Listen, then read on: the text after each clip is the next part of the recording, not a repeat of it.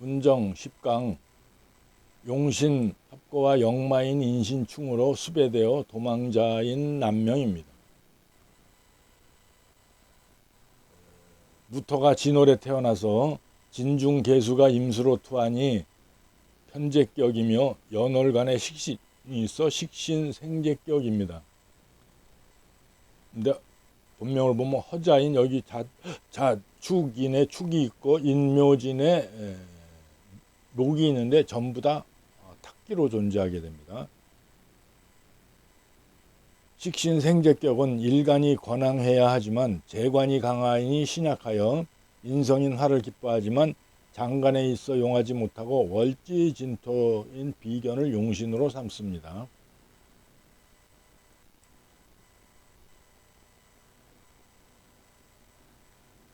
그러나 진토는 습토가 금을 생하는 성질이 있어 일간을 돕기에는 한계가 있으므로 조토를 용신하는 것보다는 격이 떨어집니다. 또한 인성인 화가 나타나지 않아 용신을 돕지 않으니 용신은 양 인목에 갇혀 그야말로 고립무원의 신세입니다. 이 진토가 목국토를 당하고 또 목국토를 당하고 있죠. 자진합수하려는 경향도 나타나고 있습니다. 시지의 자수는 월지 진토를 자진합수하여 용신을 기반시키려 하며 시지자수가 일지 인목 편관을 생하여 강하게 일간무토를 극하니 재성의 덕이 없어 재물과 여자 등으로 인한 관제의 피해를 암시하고 있습니다. 여기 자수가 있는데 자수가 수생목하여서 목국토로 일간을 공격하게 만드니까 재성의 덕이 없다 이거죠. 재물과 여자의 덕이 없고 또 관제 칠살의 극을 당하니까 관제로 인한 피해를 암시하고 있습니다. 본명의 부부궁을 살피면 무토가 시지자중계수와 진중계수와 이 무계합하고 계수가 무계합을 하죠. 또 진중의 계수와도 무계합을 하니까 양무계합이라 또 일지가 칠살이라 기신이며 그렇기 때문에 부부궁이 불길합니다. 일지의 진중 무토인 비견도 무계양합이라 부부궁이 불길합니다. 또 비결서에서 보면 일지의 비견이 장간에 있을 때 그것이 배성과 합을 하면 배우자를 잃는다고 하였습니다. 인중에 무토가 있는데 비견이 무토가 있는데 이 무토가 무계합 또 무계합 이렇게 하고 있기 때문에 배우자성을 유지하기가 힘든 명조입니다. 천간에는 귀신들만 줄지어 늘어섰고 전부 귀신들만 줄지어 늘어섰고 오직 월지 진토에만 의지하고 있는 일간은 천간에서 식신생제로 재물을 원하지만 사주의 원국이 탁해 설령 사엄이 화운을 달린다 해도 결실을 이루기에는 한계가 있습니다. 천간에 보면 금생수로 재물을 만들어서 재물을 벌어들이고자 하는 욕망은 대단히 큽니다.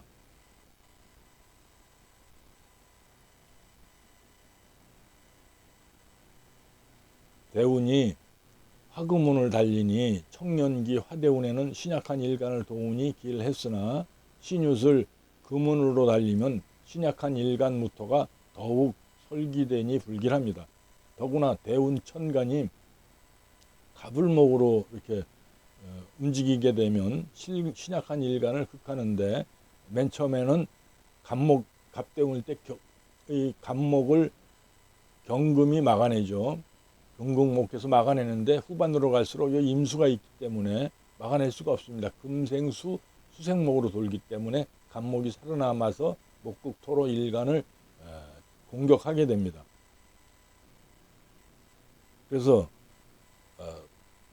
갑을목이 신약한 일간을 극하여 더욱 흉함이 가중되고 있습니다. 갑은 초반에는 경금이 칠살을 제살하여 식산제살로 길하나 후반으로 가면 금생수로 순환되어 칠살을 막지 못해 일간이 칠살의 극을 당하며 을대운도 을경 합거되니 나머지 천간이 움직여서 금생수로 기신이 움직이니 불기운입니다. 그러나 이처럼 비견인 토를 용신할 경우에는 부동산이나 건축업, 등의 직업도 가질 수 있습니다.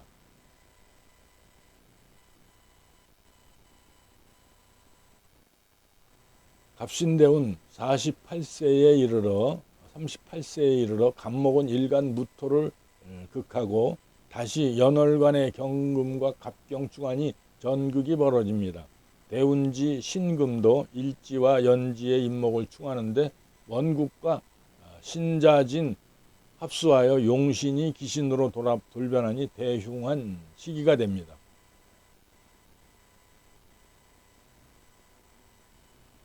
43세 임신년이 되자 대운지 신금과 양 두 개가 모이고 재성인 임수는 일간과 무임극하여 일간을 극하니 재물로 인한 피해를 예견할 수 있으며 그해 음력 7월인 무신월에는 신금이 모여드니 사기꾼의 소가 많은 사람들에게 돈을 빌려 부동산 투자를 했다가 알거지가 되었습니다. 결국 빌린 돈을 갚지 못하고 인신 역마충이 되는 거죠. 인신충이기 때문에 결국 수배자로 몰려 도주하는 신세가 되고 말았습니다. 초년을 보면 초년 신사대운에는 신금은 기신이라 불길했으나 사대운은 인성으로 신약한 일간을 돕고 화극금으로 대운 천간을 극하니 길한 시기입니다. 이 목국토를 하고 있는데 화가 들어오면 목생화 화생토로 돌아가니까 순환되니까 용신이 살아나서 길한 시기가 되는 것입니다. 사화는 일지와 연지의 인목과 인사형을 하니 불미하지만 원국에서 형살이 동하지 않았고 사화는 길한 기운을 업고 들어와서 인사형을 하니 흉암보다는 길함이 많이 나타나게 됩니다. 이모대운에는 기신인 임수가 일간무토와 무임극을 하고 이모대운에 들어서면 시간에도 양투하니 일간은 재성에 관한 피해를 입게 됩니다. 재물과 여자와 부친에 대한 어려움에도 봉착하는 시기이며 오화대운에 들어서면 최고의 기운으로 일간을 괴롭히던 인목을 인호합하여 인성으로 변해 일간을 돕게 됩니다. 오대운에는 인호합을 해서 이 자수도 부서져 나가죠. 그러다 보니까 상당히 길한 운이 되게 됩니다. 임대운은 18세에서 22세로 기신인 재성문이라 대학을 포기하고 전전긍긍하던 중 이렇게 대운에 인성이 들어왔어도 지지에서 인성이 무력하기 때문에 대학을 들어가지 못하고 전전긍긍하던 시기가 됐습니다. 그러던 중 23세 이후로 오대운을 맞으면서 부동산 업계로 뛰어들어 많은 실적과 재물을 얻을 수 있었습니다. 토가 금을 만났으니까 상당히 언변도 화려하고 또 금생수라서 상당히 부지런하게 뛰어다니는 경향도 있습니다. 일지에 역마지살이라서 여기저기 돌아다니면서 일을 하게 되죠. 개미대운의 개수는 원칙적으로는 기신이나 일관과 무게합하여 길신으로 변하는 화의 기운을 나타내니까 전화위복의 형상입니다. 또한 대운지지 미토도 조토로서 일간의 뿌리가 되며 토국수로 시지의 자수를 막아 기신인 편관 인목이 일간을 극하지 못하도록 하니 길한 시기이므로 승승장구하고 있습니다. 미토가 들어와서 토국수를 하니까 수생목을 받아서 목국토하는 것보다는 약하다 이거죠. 그러나 갑신대운부터 들어서면서 갑신대운 들어서면서부터 운이 급격히 흉운으로 변하게 되어 일지의 흉신인 편관과 역마지살인 인목이 있으니 이것도 다 기신이 되는 것이죠. 대세운에서 신자진년을 만나면 역마가 움직입니다. 신자진년을 만나면 인신충을 하게 되니까 역마가 이제 움직이게 되는 것이죠. 근데 이 역마가 기신이니까 좋은 쪽으로 움직이지 않는다 이겁니다.